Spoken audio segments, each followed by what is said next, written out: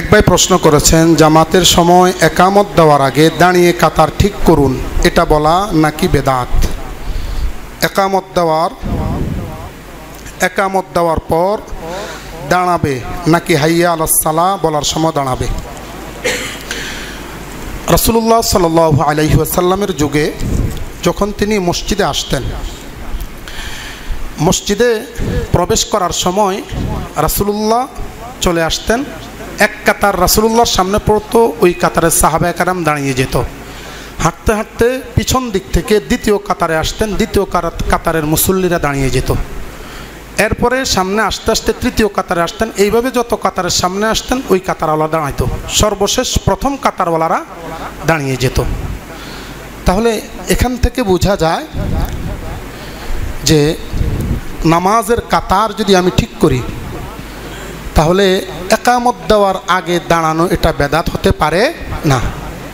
আর একামত দেওয়ার আগে যদি দাঁড়ানো বেদাত না হয় তাহলে দাঁড়িয়ে কাতার সোজা করুন এই কথাটা বললে বেদাত হওয়ার কোনো যুক্তিকতা নেই। এক। দুই নম্বর কথা হলো, হাইয়া আলাস সালাহ বলার সময় দাঁড়াবে নাকি এর আগেই দাঁড়াবে, এই মশলাটা খুব খেয়াল করা দরকার। ফতোয়া উসমানী বাবুল আজান 2 নম্বর খণ্ডের মধ্যে উল্লেখ করা হয়েছে এবং বুখারী শরীফের 723 নম্বর হাদিসের মধ্যে বলা হয়েছে, সাওয়ু সুফুফাকুম ফাইন্না তাসওয়াতাস সুফুফ মিন ইকামাতিস সালাহ, তোমরা কাতার সোজা করে নাও, কেননা কাতার সোজা করাটাও হলো নামাজ, একামতে নামাজের একটা অংশ। ওই দৃষ্টিকোণ থেকে সমস্ত মুফাসসির মুহাদ্দিসগণের বক্তব্য হলো কাতার সোজা করা হচ্ছে ওয়াজিব। অতএব হাইয়া আলাস সালাহ বলার সময় দাঁড়ানো হচ্ছে মুস্তাহাব। কাতার সোজা করা হচ্ছে ওয়াজিব, হাইয়া আলাস সালাহ বলার সময় দাঁড়ানো এটা হচ্ছে মুস্তাহাব। আর স্বাভাবিকভাবে মুস্তাহাবের চাইতে ওয়াজিবের গুরুত্বটা বেশি। এখন কেউ যদি আগে কাতার সোজা করে বসেন, সম্পূর্ণ কাতার সোজা করে বসেন, এরপরে হাইয়া আলাস সালাহ বলার সময় দাঁড়ান, তাহলে ওনার কাতারও সোজা হয়ে যাবে, হাইয়া আলাস সালাহ বলার সময় দাঁড়ানো মুস্তাহাব সেটাও আদায় হয়ে যাবে। কিন্তু আমরা বড় অলস, আগে থেকেই অগোছালো, দেখেন না এখনই অগোছালো, কাতার সোজা করাটা সম্ভব না। তো ওই দৃষ্টিকোণ থেকে আগ থেকেই দাঁড়িয়ে কাতার সোজা করে নেওয়া, যাতে করে কাতার সোজা করার ওয়াজিব তরক না হয় এবং প্রথম তাকবীর পাওয়াটা বিশেষ একটা ফজিলত রয়েছে, সেই ফজিলতটা যেন না ছুটে, এই জন্য আগে কাতার সোজা করাটাই উত্তম। আশা করি প্রশ্ন জবাব পেয়েছেন। রাসূলুল্লাহ সাল্লাল্লাহু আলাইহি সাল্লামকে সৃষ্টি না হলে পৃথিবীর মানুষ জিন কিছুই সৃষ্টি করতেন না আল্লাহ তাআলা। তাহলে রাসূলের নামে মিলাদ কিয়াম করতে আমাদের সমস্যা কেন? রাসূলকে সৃষ্টি না করলে দুনিয়ার কোনো কিছু সৃষ্টি করতেন না, এরকম কোনো হাদিস পাওয়া যায় না। যে হাদিস আমাদের দেশে বলা হয় এই হাদিসটা হচ্ছে জাল, এটার কোনো ভিত্তি নেই। বাকি কথা হলো রাসূলুল্লাহ সাল্লাল্লাহু আলাইহি সাল্লামের শানে মিলাদ পড়া এটা বিশাল ব্যাখ্যামূলক আলোচনা, শুধু সংক্ষেপে এতটুকু বলছি সময়ের অভাবে। মিলাদ বলতে আমরা যেটা বুঝি, ইয়া নবী সালাম আলাইকা, দাঁড়িয়ে দাঁড়িয়ে ইয়া নবী সালাম আলাইকা পড়া, এরপরে মিষ্টি টিষ্টি দেওয়া, এটা রাসূলুল্লাহর জামানায় ছিল না, সাহাবায়ে কেরামের জামানায় ছিল না, সাহাবায়ে কেরামের পরে তাবিঈগণের জামানায় ছিল না, এরপরে তাবিঈদের পরে তাবিঈদের জামানায়ও ছিল না, আইম্মায়ে মুজতাহিদিনের জামানায়ও ছিল না। এটা আজ থেকে আনুমানিক 600 বছর আগে, রাসূলুল্লাহর ইন্তেকালের 700 বছর পরে ইরাকের এক বাদশাহ হঠাৎ করে তার মন চাইছে এই কবিতা আকারে এটা বানিয়ে মসজিদে মিলাদ পড়ছে, এরপরে ইয়া নবী সালাম আলাইকা বলছে, মিষ্টি বিতরণ করছে, এরপর থেকে এটা আমাদের সমাজে আসছে। এখন কথা হলো, এটাকে কেউ যদি খুব গুরুত্বের সাথে পড়েন, খুব ওয়াজিব ফরজ ইত্যাদি, তাহলে উনি অবশ্যই ভুল পথে আছেন। বাকি সমাজের মধ্যে যেন ফিতনা সৃষ্টি না হয় সেই দৃষ্টিকোণ থেকে কোথাও যদি করতে হয়, ফিতনা যেন সৃষ্টি না হয়, কোথাও যদি করতে হয়, না করলে আপনার উপর সমস্যা হবে, তাহলে করতে পারেন। আর যদি ফিতনা সৃষ্টি না হয়, যে না এটা কেন করব, কোরআন হাদিস বললে সবাই বুঝবে, তাহলে এটাকে বর্জন করা চাই। আশা করি আপনার প্রশ্নের জবাব পেয়েছেন। আবার উনি বলছেন জাতীয় মসজিদে মিলাদ হয়, আমাদের মসজিদে হচ্ছে না কেন? আমাকে এই মসজিদে না, এই মসজিদে হচ্ছে না কেন?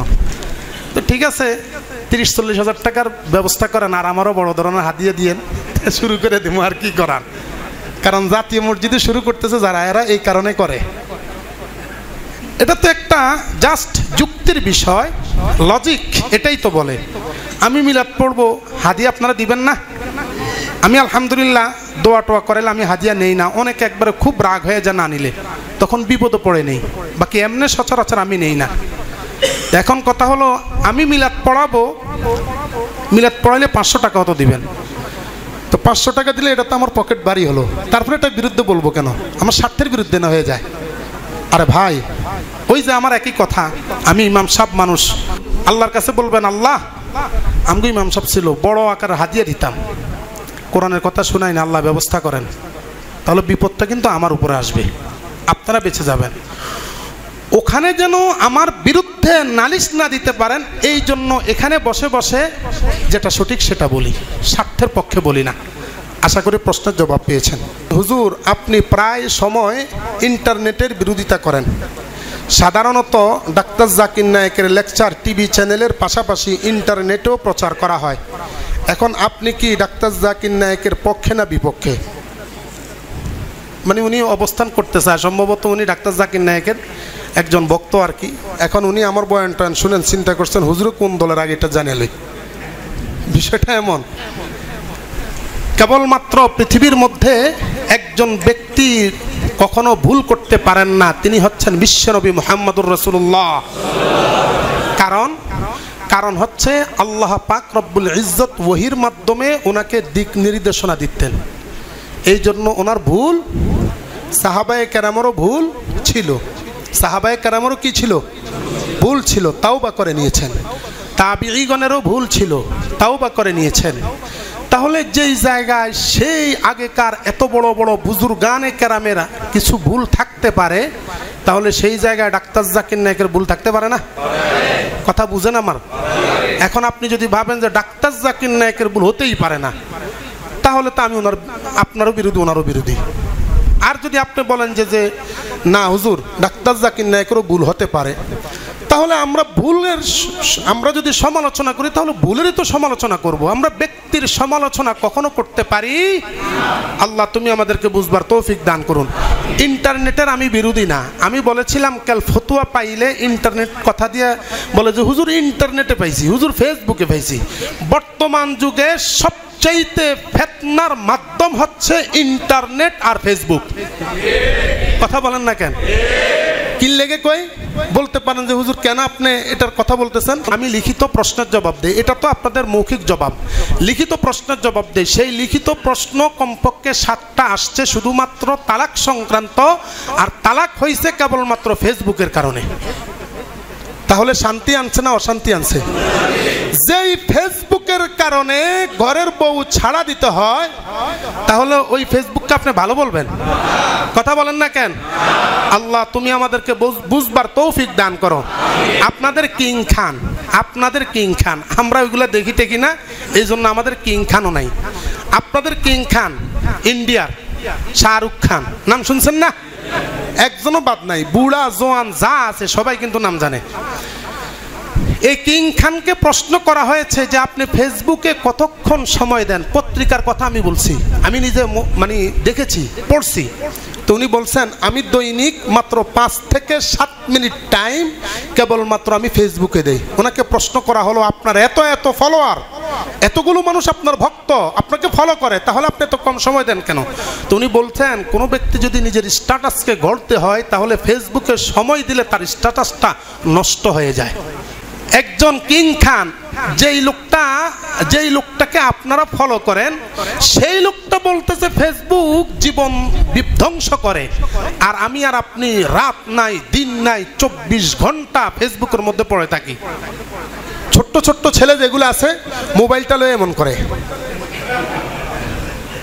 কি না? আর সারাদিন আমারে মাঝে মাঝে আমগো মুয়াজ্জিন সাহেব কয় হুজুর মুনাজাতে আছে। আমি কই মুনাজাতটা কি? অনেক খেয়াল করলাম যে মুনাজাতটা কি। তা আমি হঠাৎ করে উনি আমাকে ভাঙাই দিতেছে মুনাজাত মানে মোবাইলের দিকে এভাবে তাকায় থাকে। মুনাজাত তো এইভাবে দেয়, এই জন্য এটাকে মুনাজাতের সাথে সম্পৃক্ততা করছে, মুনাজাত দিয়ে রয়েছে।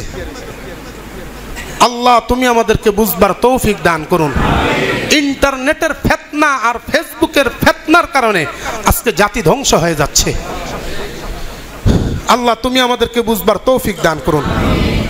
ইনজেকশনের মাধ্যমে রক্ত পরীক্ষা করার জন্য দেওয়া হয়। উক্ত রক্ত গ্রহণ করার সময় সিরিঞ্জ থেকে রক্ত পড়ে না। এখন কথা হলো, পরীক্ষার জন্য রক্ত দিলে ওযু নষ্ট হবে কি? যেই পরিমাণ রক্ত নেয়, এই রক্ত যদি আপনার শরীর থেকে বের হতো তাহলে অবশ্যই শরীর থেকে গড়ায়া পড়তো কি না? তাহলে শরীর থেকে গড়ায়া রক্ত পড়াটাই হচ্ছে ওযু ভঙ্গের কারণ। ফতোয়া শামির 52 নং পৃষ্ঠার মধ্যে উল্লেখ করা হয়েছে, আই ওয়াল আল ওযু মিন কুল্লি দামিন সাইলিন। রাসূলুল্লাহ সাল্লাল্লাহু আলাইহি সাল্লামের একটা হাদিস সেখানে উল্লেখ করা হয়েছে। রাসূলুল্লাহ সাল্লাল্লাহু আলাইহি সাল্লাম বলেছেন, শরীর থেকে রক্ত, পুঁজ অথবা পানি যেটাই হোক না কেন, সেটা বের হয়ে যখন শরীরের ওই জায়গা থেকে একটু গড়ায়া আশপাশে চলে যাবে তখনই ওযু নষ্ট হয়ে যাবে। তাহলে সিরিঞ্জের মাধ্যমে যতগুলো রক্ত টানা হয় ওটা যদি আপনার শরীর থেকে বের হয় তাহলে নিশ্চিত ওটা গড়ায় পড়বে। অতএব রক্ত পরীক্ষা করার জন্য যদি রক্ত দেন তাহলে আপনার ওযু নষ্ট হয়ে যাবে, নতুন করে ওযু করে নামাজ পড়তে হবে। আশা করি প্রশ্নের জবাব পেয়েছেন।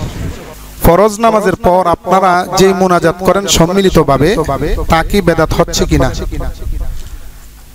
আসলে ওনার প্রশ্নটা একটু জটিল, জবাবও একটু জটিল। তারপরে আমি আমার কথা বলে দিই। সম্মিলিত দোয়া বলতে আমরা যেটা করি ফরজ নামাজের পরে মুনাজাত, দুই হাত তুলে মুনাজাত দিই প্রত্যেক নামাজের পরে। কোন হাদিস অথবা কোরআনের আয়াত দ্বারা এটা প্রমাণিত না। নামাজের পর মুনাজাত দেওয়া, ফরজ নামাজের পর মুনাজাত দেওয়া, হাত তুলে দোয়া করার বিধান কোন হাদিস দ্বারা প্রমাণিত না। তবে আত-তারগীব ওয়াত-তারহীব নামক একটা হাদিসের কিতাব আছে, 2550 নং হাদিস। ওই হাদিসের মধ্যে হযরতে আবি উমামা রাদিয়াল্লাহু তাআলা আনহু থেকে বর্ণিত আছে, কিলা ইয়া রাসূলুল্লাহ আইয়ু দুআই আসমা قال جوف الليل الآخر ودبر الصلوات المكتوبة أو كما قال النبي صلى الله عليه وسلم। ইয়া রাসূলুল্লাহ সবচেয়ে উত্তম দোয়া কোনটা যেটা মাকবুল হয়? আল্লাহর হাবিব বলছেন, শেষ রাতে যেই দোয়া করা হয় এবং ফরজ নামাজের পর যেই দোয়া করা হয় এই দোয়া সবচেয়ে মাকবুল। তো ওই দৃষ্টিকোণ থেকে কেউ যদি দোয়া করেন সম্মিলিতভাবে না, একাকী দোয়া করেন, এটা অবশ্যই মাকবুল। কিন্তু আমাদের দেশে কোত্থেকে জানি এই সম্মিলিত দোয়াটা আসছে, আল্লাহ মালিক ভালো জানেন। যেহেতু এটার প্রচলন ঘটে গেছে, এখন জনগণের কাছে যদি এটা ইমাম সাহেব যদি বলে যে নামাজের পরে দোয়া নাই, আর ঘটনাক্রমে সালাম ফিরানোর পর ইমাম সাহেব যদি সুন্নত পড়ার জন্য দাঁড়ায় যায়, তা আমি 100% নিশ্চিত ওনার চাকরি পরের দিনে চলে যাবে। তো এই ধরনের যেন ফিতনা না হয়, এজন্য ফতোয়া দারুল উলুম, ফতোয়া দারুল উলুমের প্রথম খণ্ডের দ্বিতীয় খণ্ডের বাবুস সালাত অধ্যায়ের মধ্যে ওখানে উল্লেখ করা হয়েছে, কোন ব্যক্তি যদি এটা ভাবে যে মুনাজাত করা এটা আবশ্যকীয় বিষয় না, এটা অতিরিক্ত বিষয়, এবং যিনি মুনাজাত করবেন না তার যদি সমালোচনা না করা হয়, মুনাজাতটা নামাজের অংশ নয় এরকম যদি মনে করা হয়, তাহলে ওই ব্যক্তির জন্য মুনাজাত দেওয়াটা জায়েজ আছে, জরুরি বিষয় না, জায়েজ আছে। শর্ত হলো মুনাজাত নামাজের অংশ নয়, মুনাজাতটা এটা আবশ্যকীয় বিষয় না, এবং মুনাজাত না দেওয়ার কারণে সমালোচনা করা যাবে না, এবং মুনাজাত দেওয়ার কারণে পিছনে যারা নামাজ পড়ছে তাদের যদি সমস্যা না হয় তাহলে এই দৃষ্টিকোণ থেকে মুনাজাত দেওয়া যাবে, কোনো সমস্যা নাই। আশা করি আপনার প্রশ্নের জবাব পেয়েছেন। আরেকটা প্রশ্ন করেছেন, শুনিয়ে যেইভাবে ফরজ নামাজের সূরা কেরাত পড়েন তা যদি না শুনিয়ে পড়ার সময় দ্রুত পড়েন, সেটা কি লোক দেখানো হবে কি?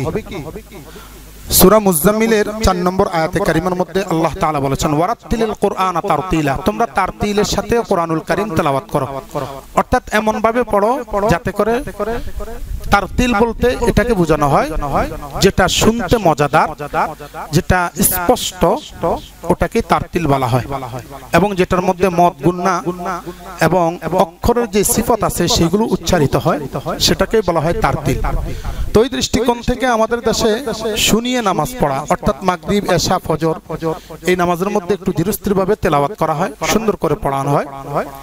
এটা অবশ্যই আল্লাহ তাআলার হুকুম হিসাবে অবশ্যই এটা একটা সওয়াবের কাজ। কিন্তু কারো ভিতরে যদি এরকম চলে আসে যে আমি সুন্দর করে তেলাওয়াত করব, লোকেরা আমাকে খুব সুরকার বলবে অথবা লোকেরা আমাকে চমৎকার তেলাওয়াতকারী বলবে, এরকম নিয়ত যদি থাকে তাহলে অবশ্যই এটা রিয়ার অন্তর্ভুক্ত হবে। আর আস্তে আস্তে যখন তেলাওয়াত করা হয় অর্থাৎ যোহর এবং আসরে, তাহলে সেই সময় স্বাভাবিকভাবে আস্তে আস্তে পড়ার কারণে একটু দ্রুতই হয়, যেহেতু জোরে জোরে পড়লে এক সিস্টেম আর আস্তে আস্তে পড়লে আরেক সিস্টেম, তাহলে এখানে দ্রুত বলতে অর্থাৎ ক্লিয়ার হতে হবে, তিনি যেন ওনার শব্দগুলো বুঝেন, প্রত্যেকটা অক্ষর যেন ক্লিয়ার হয়, এরকম যদি হয় তাহলে নামাজ হয়ে যাবে। বাকি ওখানেই একেবারে জোরে জোরে পড়া যেভাবে হয় সেইভাবেই পড়তে হবে এরকমটা আবশ্যক নয়। আশা করি প্রশ্নের জবাব পেয়েছেন। আরেক ভাই প্রশ্ন করেছেন রোজাদারদের পুরস্কার আল্লাহ তাআলা নিজ হাতে দেবেন। এখন আমার প্রশ্ন হলো কোন রোজার পুরস্কার আল্লাহ তাআলা নিজ হাতে দিবেন? ফরজ, নফল না ওয়াজিব বা সুন্নত রোজা, কোনটি? মিশকাতুল মাসাবিহ নামক হাদিসের কিতাব, কিতাবুস সাওম অধ্যায়ের মধ্যে আছে আস-সাওমু লি ওয়া আনা আজজি বি, বান্দা যেই রোজা রাখে সেই রোজাটা আমার জন্য আর এটার প্রতিদান আমি নিজেই দিয়ে থাকি। এখানে মধ্যে ফরজ রোজার কথা উল্লেখ করা হয় নাই বা ওয়াজিব রোজার কথা উল্লেখ করা হয় নাই।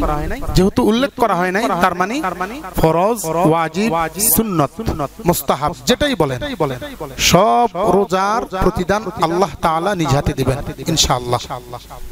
আশা করি প্রশ্নের জবাব পেয়েছেন। আরেক ভাই প্রশ্ন করেছেন যোহর আসর নামাজের ফরজ 4 রাকাত একাকী পড়লে উচ্চ কণ্ঠে কিরাত পড়া যাবে কি? না, ফরজ যোহর এবং আসর নামাজের ফরজ নামাজে যদি কেউ উচ্চ কণ্ঠে কিরাত পড়ে তাহলে ওনাকে সিজদায়ে সাহু দিতে হবে, কারণ দিনের বেলায় উচ্চ কণ্ঠে তিলাওয়াত করা নিষেধ নামাজে। রাতের বেলা পারবেন, রাতের বেলা বলতে সন্ধ্যা, মাগরিব, ফজর, এশা এগুলোতে পারবেন। এমনকি ওই সময় যদি আপনি নফল নামাজও পড়েন তাহলে নফল নামাজও উচ্চ স্বরে আপনি কিরাত পাঠ করতে পারবেন, কোনো সমস্যা নাই।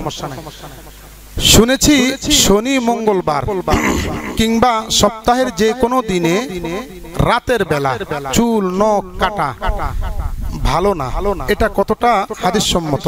না, একেবারে সম্পূর্ণরূপে হাদিস বিপরীত। যেই কোনো মুহূর্তে যেই কোনো সময় আল্লাহর 24 ঘন্টায় আপনি এগুলো কাটতে পারবেন।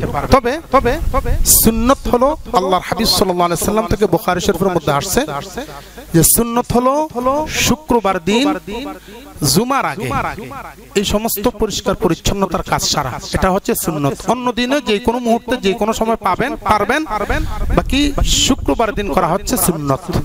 অতএব সুন্নত আদায় করার জন্য শুক্রবারে করাটাই ভালো। খাঁচায় পাখি পালন করলে গুনাহ হবে কি? হ্যাঁ, অবশ্যই গুনাহ হবে। ফতোয়া রহিমিয়া এবং ফতোয়া আপকে মাসাইল আর উনকা হল নামক ফতোয়ার কিতাব আছে। ওই কিতাবের মধ্যে উল্লেখ করা হয়েছে আমাদের দেশে খাঁচার মধ্যে পাখি আটকানো হয়, লালন পালন করে, এটা তার স্বাধীনতার হরণ করা হলো, অতএব এটা জায়েজ নাই, নিষেধ। রাসূলুল্লাহ সাল্লাল্লাহু আলাইহি সাল্লাম আমি গত কিছুদিন আগে বুখারী শরীফের মধ্যে দেখছি, মিশকাতুল মাসাবিহ নামক হাদিসের কিতাবের মধ্যে দেখছি, সেখানের মধ্যে উল্লেখ আছে এক সাহাবী এরকম একটা পাখি নিয়ে আসছে, আল্লাহর হাবিব বলছেন তাকে ছেড়ে দাও। সাহাবী ছেড়ে দিলেন। কয় দেখছো এই পাখিটা যখন চলে গেল তার বাচ্চারা কিরকম খুশি হয়েছে, অতএব তুমি এই কাজ আর কখনো করো না। এ থেকে বোঝা যায় আল্লাহর হাবিব নিষেধ করেছেন খাঁচায় পাখি আটকে রেখে লালন পালন করা, এটা নিষেধ। আজানের জবাব দেওয়া কি ওয়াজিব? দয়া করে একটু বিস্তারিত বলবেন। আজানের জবাব দুইটা, একটা হচ্ছে ফেইলি জবাব আর একটা হচ্ছে কওলি জবাব।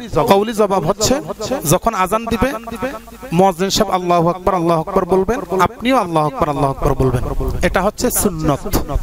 আপনি যে মসজিদের আওতায় আছেন সেই মসজিদের জবাব দেওয়া সুন্নত মৌখিকভাবে।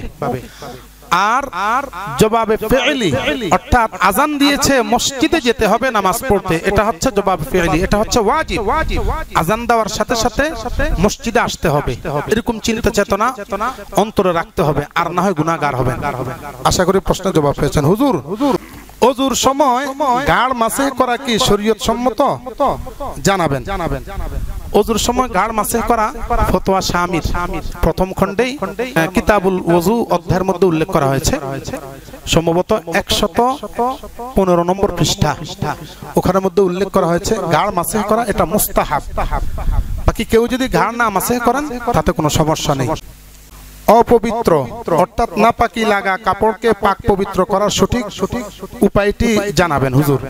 অপবিত্র কাপড় যদি পবিত্র করেন, সর্বপ্রথম নাপাকিটা যদি দেখা যায় এটাকে পৃথক করতে হবে, পরিচ্ছন্ন করতে হবে। এরপরে আপনি কাপড়টাকে 3 বার ধৌত করবেন। প্রথমবার ধৌত করবেন, চিপড়াবেন, দ্বিতীয়বার ধৌত করবেন, চিপড়াবেন, তৃতীয়বার ধৌত করবেন, চিপড়াবেন, তাহলে পবিত্র হয়ে যাবে।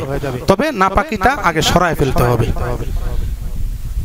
গোপন অঙ্গের তথা নাভির নিচের পশম 40 দিনের অধিক হয়ে গেলে গুনাহগার হবে কি? নামাজ অন্য কোনো ইবাদতে সমস্যা হবে কি? অবাঞ্ছিত পশমের ক্ষেত্রে সুন্নত পদ্ধতি হলো শুক্রবার আসলে সেটা পরিচ্ছন্ন করা। প্রতি শুক্রবারে যদি অবাঞ্ছিত পশম উপড়ে ফেলানো বা পরিচ্ছন্ন করা যদি সম্ভব না হয় তাহলে 40 দিনের আগে আগে করা। আর ফতোয়া শামির মধ্যে উল্লেখ করা হয়েছে 40 দিন যদি ওভারটেক হয়ে যায় তাহলে মাকরুহে তাহরিমি হবে, নামাজ হবে কিন্তু মাকরুহে তাহরিমি। এটা একেবারে নিম্নমানের কাজ, হারামের কাছাকাছি। অতএব এটা থেকে বিরত থাকার চেষ্টা করি। আশা করি প্রশ্নের জবাব পেয়েছেন।